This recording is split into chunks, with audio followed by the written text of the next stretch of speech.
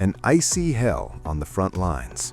That's how Russia's defense ministry is describing conditions near Kupiansk-Uzlovoy, a frozen stretch of battlefield in eastern Ukraine, where winter is becoming as dangerous as the enemy. According to Moscow, up to 30% of Ukrainian troops in the Kupiansk direction are incapacitated by frostbite and cold-related injuries. Evacuation, they claim, is nearly impossible. Snow, ice, sub-zero winds. War does not stop for winter. It hardens, freezes, grinds forward. The Kupiansk axis has been a focal point for months. Rail lines, supply routes, strategic positioning. Control here means leverage, pressure, momentum. And as temperatures plunge, the human cost rises. Cold metal, frozen trenches, equipment that jams, engines that fail, soldiers battling not just artillery, but exposure. Winter warfare has shaped conflicts for centuries. Now it is shaping this one. While the fighting drags on in the east, the rhetoric from Moscow is escalating just as sharply. Andrei Kartapolov, chairman of the Defense Committee in the State Duma, has delivered a blunt political message. Ukraine, he says, will only win if it becomes part of the Russian Federation. No compromise language, no diplomatic nuance. He was responding to comments by Finnish President Alexander Stubb, who expressed belief in Ukraine's eventual victory.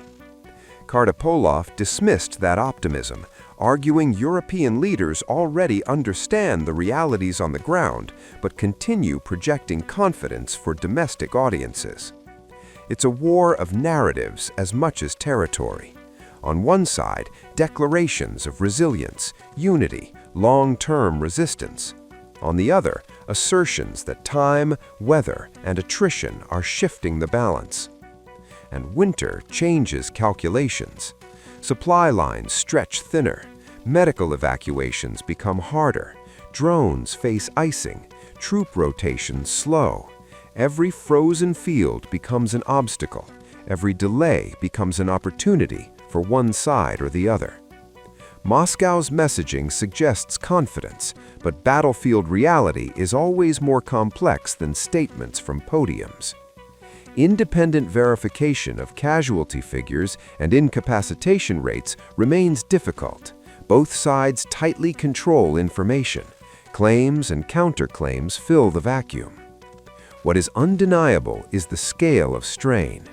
Nearly 2 years of high-intensity combat have reshaped eastern Ukraine into a patchwork of fortified lines and cratered terrain. Gains are often measured in meters. Costs are measured in lives. And now, winter adds another adversary. European capitals continue pledging support to Kiev, aid packages, ammunition deliveries, training missions. The broader alliance structure remains intact. But inside Russia, officials project endurance, a belief that prolonged conflict favors Moscow's resources and industrial capacity. This is not a lightning campaign. It is a grinding contest of logistics, manpower, morale, and weather. In Kupiansk-Uzlovoy, the cold does not care about flags. It punishes weakness. It magnifies shortages. It tests preparation.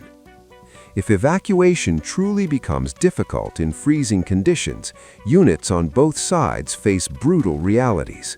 Hold position or risk exposure during movement. Stay dug in or attempt rotation through snow-choked routes. For civilians nearby, the situation is equally harsh. Infrastructure strained, power grids targeted, heating systems under pressure. The war does not pause for winter. It mutates, and the political messaging grows sharper as conditions worsen. Statements about victory or inevitability are designed to shape perception, but wars are rarely decided by rhetoric alone. They turn on endurance, on supply chains, on alliances, on morale, on whether soldiers can endure one more night in sub-zero trenches. Tonight, in the Kupiansk direction, the temperature is dropping. Artillery echoes across frozen ground.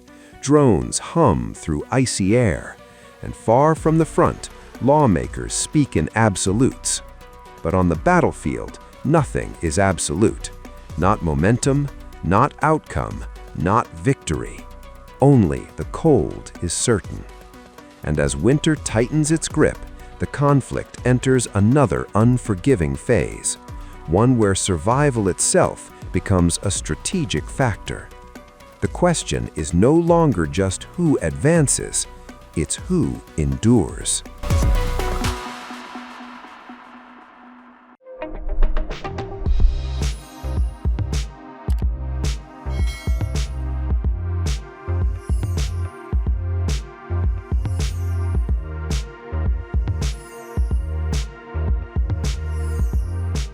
Times of India videos, your daily dose of India and the world. Global news, different views, and sharp analysis. Pressure of expectation from your fans, your supporters.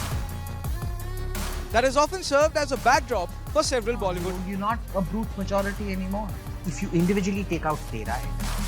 Making sense of global conflicts. Tracking the new emerging world order. Strike on Israeli military bases. A multi-pronged. To stay out of harm's way as Israel started bombing targets across. Understanding changing alliances in a polarized world. Tune into TOI videos for all this and more. Click on the bell icon to subscribe and never miss an update.